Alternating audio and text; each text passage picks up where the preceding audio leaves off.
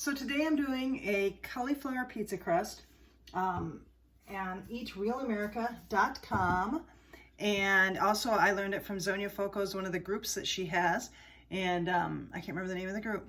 But the first step is you dry out the cauliflower. I'm using frozen cauliflower, and it said to use 3 cups or 12 ounces, and I didn't know if the 12 ounces was by weight or by measurement, but when I weighed it out, 12 ounces is about 3 cups. So I am going to show you what that looks like. So this has been going, she says in the recipe to go for about 10 minutes, but it's been probably 20 minutes. And in the recipe, it says to let it go until the steam stops. And I think the steam has just stopped. You don't have to let it get brown, but I did. This is 3 cups, and I'm going to do 2 pizza crusts. So I will come back when I start to put them together. So with the cauliflower, it actually took me about an hour to do 2 batches and dry them out, which isn't a big deal if you're going to be in the kitchen doing stuff anyway. But then you also need to cool it down, so I stuck mine in the freezer. So I'm going to show you what I'm going to add together next. So here is the cauliflower, which I pulled out of the freezer. So there's 2 batches.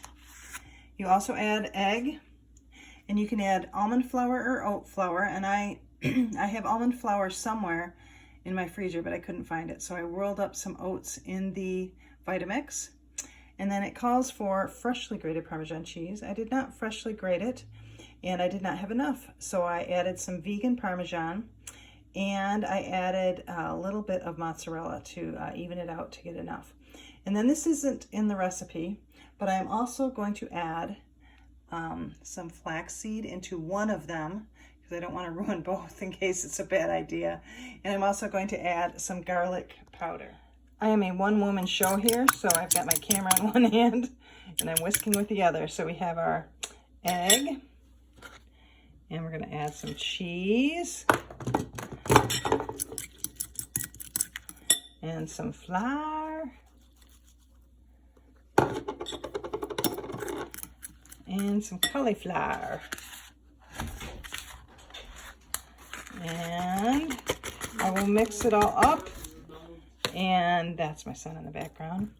And then I will mix it up on the pan and show you what it looks like. So I have to tell you, I think this looks a little small. I don't know if I did something wrong, but this is the first one that I made. Okay, I thought I'd try to do this one on the camera for you.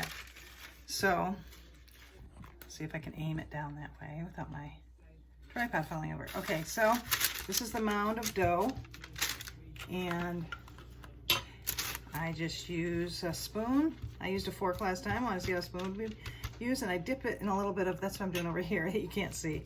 Dipping it in just a tiny bit of olive oil so it doesn't stick, but it's still sticking. Maybe a little more. Okay, this is boring to watch, so I'm going to get the rest of this patted out, and then I'm going to put it in the oven at 400 degrees for, well, I'll let you know, for about 15-20 minutes. And this also reminds me, I should tell you, of a zucchini pizza that my mom makes. And it uses cheese and zucchini in the crust, and a little bit of, I want to say, some flour. And then she puts meat and toppings on it. It's really good. But this crust reminds me of that. Okay, I took them out of the oven at 15 minutes. It said 15 to 20, and this was 15. This was the top, and this was the bottom shelf in the oven. And this one did have flaxseed. I don't know, maybe that made a difference. I still think it's going to be tasty. You can see I took a little nibble out there. And next I'm going to put the toppings on. I'm going to try to do a time lapse and see if that works.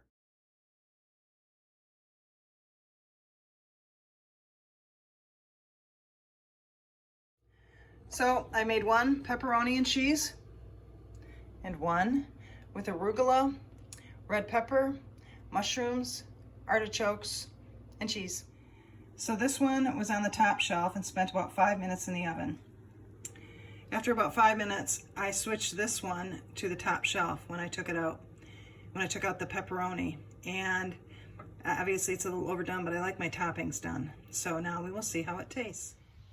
I thought I'd come out here in the backyard. You can hear the birds while I give you a recap of what went on. First of all, my main concern was that it would fall apart, and it did not fall apart. It was totally easy to cut it like you would a pizza with a pizza cutter and put it on a plate. My son did say that it's slippery and hard to get a hold of. And on that note also, he's a very picky eater, and he knew there was cauliflower in there, and yet he still ate it. He ate 2 pieces. He ate the pepperoni one, of course. I thought it was very, very filling. I just had a piece, and I normally eat about 2 pieces of pizza, and one was definitely more than enough, although I was probably snacking on some of it as I was cooking. If you're paleo, that type of eating, obviously this can work for you if you use the almond flour. And the bonus too is that it doesn't taste like cauliflower, so you can put your veggies in there and it doesn't taste like anything other than pizza crust. So you can put your veggies in there and sneak it in for the kids and anybody else in the family you want to do that for. The cost will be an interesting comparison. I was going to buy a pizza crust today, $10 for a cauliflower pizza crust, which I thought was a lot, and I don't remember how much I paid for all these ingredients, and I might go back and look just to do a comparison. Anyways, that's all, and I hope you enjoyed the cauliflower pizza.